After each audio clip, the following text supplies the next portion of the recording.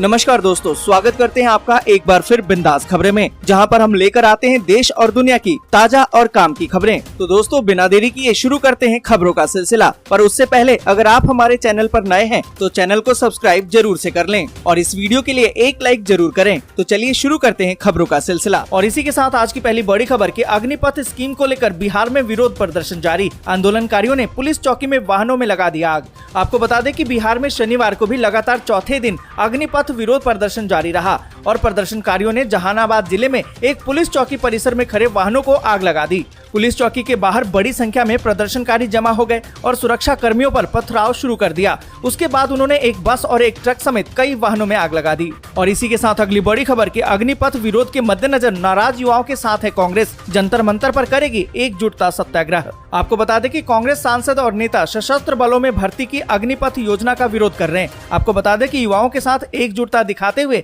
रविवार सुबह यानी कि आज यहां जंतर मंतर पर सत्याग्रह करेंगे। देश भर के युवा इस विवादास्पद योजना के खिलाफ अब सड़कों पर उतर आए हैं और कई शहरों और कस्बों में इसकी घटनाएं अब सामने आ रही हैं। और आपको बता दें कि सूत्रों ने कहा है कि कांग्रेस सांसद, उनकी कार्य समिति के सदस्य और अखिल भारतीय कांग्रेस कमेटी के पदाधिकारी 19 जून को जंतर मंतर पर सुबह 10 बजे शुरू होने वाले सत्याग्रह का हिस्सा भी होंगे। और इसी के साथ अगली बड़ी खबर की अग्निपथ योजना पर दिल्ली से लेकर तेलंगाना तक बवाल। बिहार में तोड़फोड़ और आगजनी, कई ट्रेनें की गई रद्द। आपको बता दें कि केंद्र सरकार की सैन्य बलों में भर्ती की योजना अग्निपथ को लेकर देश में बवाल थमने का अब नाम नहीं ले रहा है। बिहार, यूपी समेत कई राज्यों में विरोध प्रदर्शन देखने को मिला। बिहार के कई जिलों में प्रदर्शनकारियों ने गाड़ियों में आगजनी की। यही नहीं, उन्होंने सुरक्षा बलों पर पथराव भी किया। वहीं यूपी के जौनपुर में अग्निपथ योजना के विरोध में हिंसक प्रदर्शन किया गया। हालांकि इस बीच रक्षा मंत्री राजनाथ सिंह ने तीनों सेनाओं के प्रमुखों के साथ अहम बैठक की। और इसी के साथ अगली बड़ी खबर कि बिहार में सोशल मीडिया के जरिए हिंसा की साजिश। रक्सौल में हिरासत में लिए गए 5 लोग। आपको बता दें कि अग्निपथ योजना को लेकर सबसे ज्यादा विरोध प्रदर्शन बिहार में देखने को मिल रहा है। बिहार के मसौढ़ी में बंद का व्यापक असर देखने को मिला। सुबह से दुकानें बंद रहीं। युवाओं ने पूरे शहर में जीआरपी को बंधक बना रखा था। आपको बता दें कि युवक सड़क से लेकर तारेगना स्टेशन तक पत्थरबाजी करते हुए नजर आए। तारेगना रेलवे स्टेशन में भारी आगजनी भी की। दोनों तरफ से रुक रुक कर फायरिंग भी की गई। प्रदर्शनकारी युवाओं ने जीआरपी कार्यालय के पास खड़ी गाड़ी को आग लगा दी। मसौदी में पुलिस प्रशासन ने कई लोगों को हिरासत में लिया। बिहार की इस घटना में पुलिस अब एक्शन में आ गई है। सोशल मीडिया के जरिए इसकी साजिश जताते हुए रक्सौल में इसको लेकर पुलिस ने 5 लोगों को हिरासत में ले लिया है। और इसी के साथ अगली बड़ी खबर की अग्निपथ योजना के मद्देनजर प्रदर्शनकारियों पर सख्ती, नहीं मिलेगी पुलिस से एनओसी, वायुसेना प्रमुख ने दी है चेतावनी। यहाँ पर आपको बता दें कि केंद्र सरकार की अग्निपथ भर्ती योजना के विरोध में अब युवक सड़कों पर उतर गए हैं। शहर शहर तोड़फोड़, आगजनी और लूट की तस्वीरें सामने आ रही हैं। इस बीच air chief marshal V R Chaudhary ने चेतावनी देते हुए कहा है कि जो भी विरोध प्रदर्शन में शामिल हो रहे हैं उसके बाद उनकी भारी कीमत उन्हें चुकानी पड़ेगी। वायुसेना प्रमुख वीआर चौधरी ने कहा है कि हम इस तरह की घटना की निंदा करते हैं क्योंकि इस तरह का विरोध प्रदर्शन समाधान नहीं है। उन्होंने कहा कि प्रदर्शन करने वालों को पुलिस वेरिफिकेशन के दौरान क्लियरेंस नहीं मिलेगी। और इसी के साथ अगली बड़ी खबर कि बिहार में सुबह 4 बजे से लेकर रात 8 बजे तक नहीं चलेगी ट्रेनें। पूर्व मध्य रेलवे ने लिया है बड़ा फैसला। आपको बता दें कि सेना की भर्ती को लेकर अग्निपथ योजना का बिहार में व्यापक विरोध हो रहा है। इस दौरान उपद्रवी तत्वों ने रेलवे संपत्ति को भारी नुकसान भी पहुंचाया है। उत्पातियों द्वारा लगातार रेलवे को निशाना बनाए जाने के बाद रेलवे ने बड़ा निर्णय लिया है। आपको बता दें कि पूर्व मध्य रेलवे के क्षेत्राधिकार में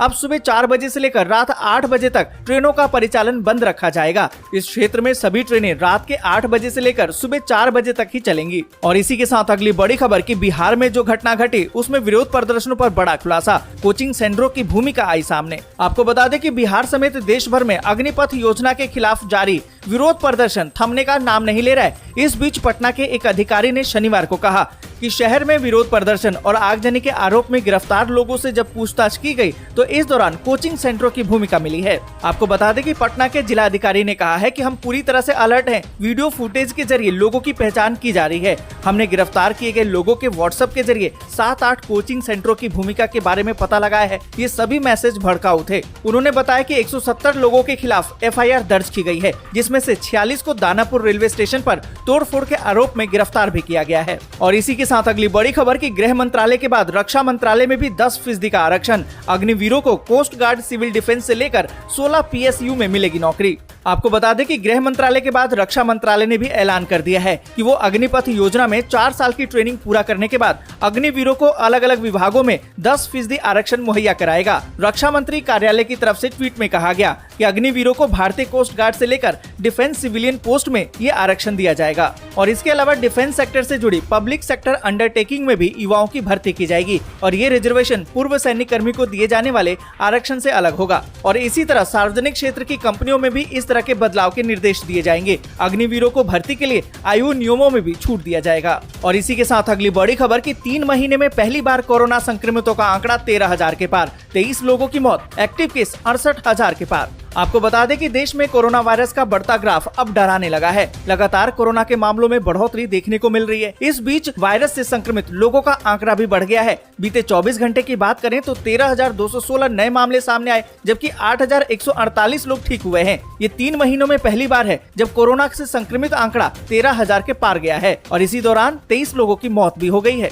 और देश भर में सक्रिय मरीजों की संख्या बढ़कर 68,108 हो गई है। और इसी के साथ अगली बड़ी खबर कि कर्मचारियों के लिए अब नहीं बनेगा वेतन आयोग, नए फार्मूले पर काम कर रही है सरकार। आपको बता दें कि सरकारी कर्मचारियों के वेतन में वृद्धि करने के लिए अभी तक सरकार कुछ समय अंतराल पर नया वेतन आयोग लागू करती थी, जिसकी सिफारिशों के आधार पर सैलरी में बढ़ोतरी की जाती थी। लेकिन मोदी सरकार अब नया वेतन आयोग लागू करने के बजाय सैलरी बढ़ाने के लिए दूसरा फार्मूला लाने की तैयारी में है। सूत्रों की माने तो अब कर्मचारियों के लिए नया वेतन आयोग नहीं आएगा, बल्कि कर्मचारियों की परफॉर्मेंस के हिसाब से उनकी सैलरी में बढ़ोतरी की जाएगी। हालांकि भविष्य में ये फार्मूला किस तरह से काम करेगा, इस पर सरकार अभी मंथन कर रही है। और इसी के साथ अगली बड़ी खबर कि 1 जुलाई से बंद होगी सिंगल यूज प्लास्टिक, इस्तेमाल करते हुए पकड़े गए तो लगेगा भारी जुर्माना। आपको बता दें कि सिंगल यूज प्लास्टिक को बंद करने की सरकार ने अब तैयारी कर ली है। सिंगल यूज प्लास्टिक को प्रतिबंधित करने के लिए केंद्रीय प्रदूषण नियंत्रण बोर्ड ने भी कड़ा रुख अपना लिया है। बोर्ड ने साफ कर दिया है कि अगर 1 जुलाई से किसी भी दुकान में सिंगल यूज प्लास्टिक मिलेगी तो उस पर सख्त कार्रवाई की जाएगी। सीपीसीबी ने इसे सख्ती से लागू करने को कहा है।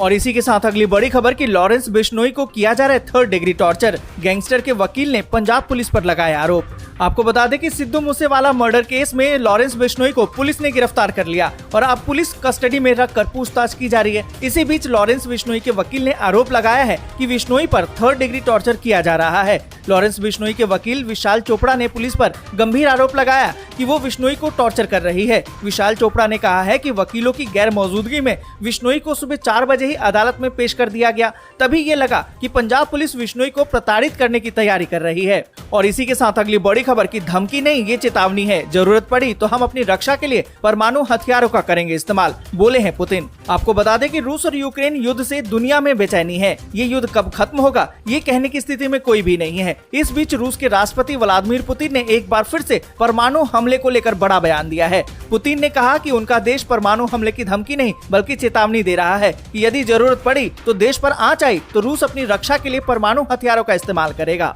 आपको बता दें कि पुतिन ने परमाणु हथियारों के बारे में इशारा करते हुए कहा कि सभी को पता होना चाहिए कि हमारे पास भी न्यूक्लियर वेपन्स हैं और हम अपने देश की रक्षा या संप्रभुता की रक्षा के लिए क्या उपयोग करेंगे ये जग जाहिर है। सभी इस बात को यहीं तक। वीडियो आपको अच्छी लगी हो तो लाइक और शेयर जरूर कर दें। अगर अभी तक आपने चैनल को सब्सक्राइब नहीं किया है तो सब्सक्राइब जरूर से कर लें।